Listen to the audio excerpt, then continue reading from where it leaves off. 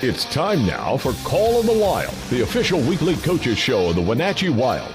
Stay up to date with your team all season long with Call of the Wild. With head coach and GM Bliss Littler, here's the voice of your Wenatchee Wild, Arch Ecker. Hello and welcome to Call of the Wild, your weekly Wenatchee Wild coaches show.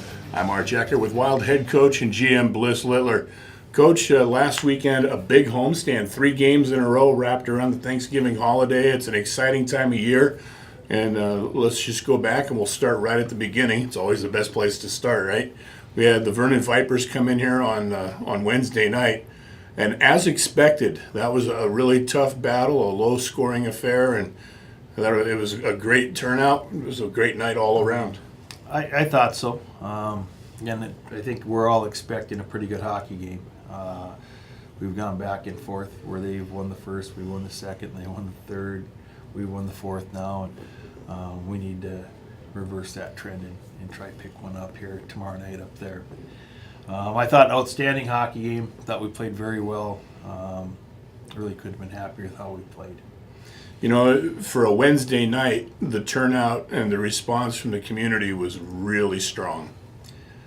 You're right. For a Wednesday night, that was one of our better Wednesdays that I can remember in this building. And some of that, let's give Vernon some credit. That Vernon, they're turned into a good rival, and they're on top of the standings right now. But that, and I think the office staff here did a great job getting out and getting people in the stands. People ask a lot of times, what does the team do on Thanksgiving? Obviously, all these kids are living away from home, and they're in their new home, at least for this season. So tell me, what's a Thanksgiving day consist of for your players? Well, this year we didn't skate, but we had them come in. We had a stretch, and then we call it treatment, where they'll cold tub, hot tub, contrast go back and forth. And then we had a quick meeting and told them not to eat too much, but enjoy the day, be very thankful. And a lot of the players did have their parents in town, which was nice, where they could celebrate Thanksgiving with their billet families and also their parents, which is really nice. But, I think they had a pretty low-key Thanksgiving. You know, it's interesting for a league where you have an interlocking schedule, meaning you play everyone in the league at least a couple of times during the year. It's interesting to see how the rivalries grow. And we talked about the rivalry that's burgeoning and growing with Vernon. And, of course, the one with Chilliwack, you can't overstate that. And they were the next opponent in here on Friday night. Yeah. I don't think it matters when, where we play Chilliwack. Both teams, you want to get the best of the other one. And they've kind of had our number, going back to the playoffs and the series right before the holidays, or right after the holidays last year. So it was good to get that one. I thought we played extremely well until we got up 3-0, and then for some reason we went from being the most disciplined team in the league to a team that took a lot of penalties, where we had 5 or 6 minors in a row. And I thought that changed the complexion of the game, and next thing you know, we're in a 1-goal battle. Still found a way to pull it out, and the Wild continued the hot hand. Pick up the victory there on Friday. You come back the following night, you got the Salmon Arm Silverbacks in. You got a power play goal. Murphy Stratton had the redirection right there in front on the doorstep. And again, that's a situation, the defensive pair of Demon and Sasaki, those guys have pretty much played together almost exclusively throughout the season, and they're developing a sixth sense working together. Well, those two are playing very well. They complement each other, and I think they like playing with each other. But, we got off to a nice start. Salmon Arm plays an extremely defensive hockey game, where they back 3 guys up in the neutral zone. They don't want to give up any outnumbered rushes, and they're very happy to play a low-scoring hockey game. And even though we outshot them and outchanced them over 2-1, they came away. I think they kind of stole one here. That we let them hang around, and We had our chances to go up a couple of goals, and we didn't do that, and we give up one at the end of the first.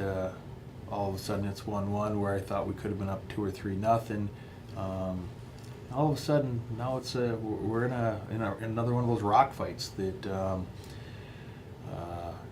we're us. We want to get up and down the ice, and they kind of bog and slow that neutral zone down to a snail's pace, and where there's not a lot of flow.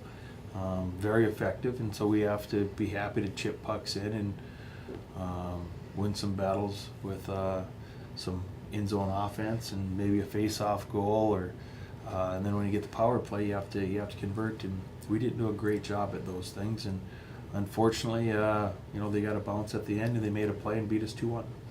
You talk about going hard to the net. You did exactly that on the play where Vanderbeck dished to Hessler. He goes to the net, puts it home. For some reason, the goal ends up being disallowed, kind of a turning point that would have put the team up. You would have been up 2-1 at that point, and inexplicably, I don't know. That's one thing about hockey. It's, they don't often explain that. Maybe at the NHL level they've gotten a little better at it, but, they don't really come out and explain why goals were allowed or disallowed. And in that case, I don't know, maybe on ice level it's different. Maybe you get better explanations than the rest of the crowd does, but we're sitting up there with our hands in the air wondering what happened. We got the holidays coming up, Arch. My kids have been pretty good this year, so they deserve a few presents. And for me to comment on that, I might be a little lighter in the wallet. So I think I'll just, it's the referees didn't think the puck went in the net. Obviously, afterwards we have video to use, and so we'll just leave it at that. That a break didn't go our way; it went against us, and that we should have been able. That shouldn't have been a deciding factor. We had plenty of chance to score goals, and we just didn't convert when we had our chances, and that part's frustrating. But we need to move on from it. The weekend before, you get 5 out of 6 points. You come home, you win 2 out of 3. That kind of mathematical recipe should tend to bode well for you if you can maintain that pace moving forward. Well, we have 3 again this week, and then three next week.